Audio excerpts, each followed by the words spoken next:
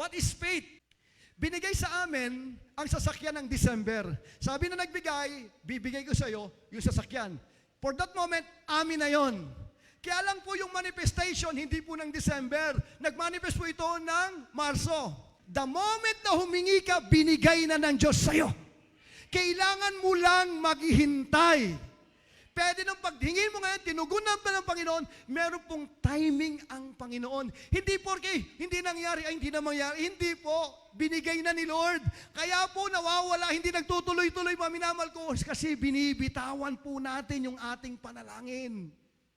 Huwag mong bibitawan hanggang hindi mo nakukuha. Gusto mo ng negosyo, bakit hindi ka humingi ng negosyo? Ano ba sabi ng Panginoon?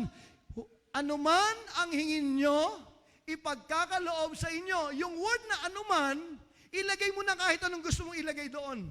Pag kaya mong paniwalaan, gagawin to ng Diyos sa'yo.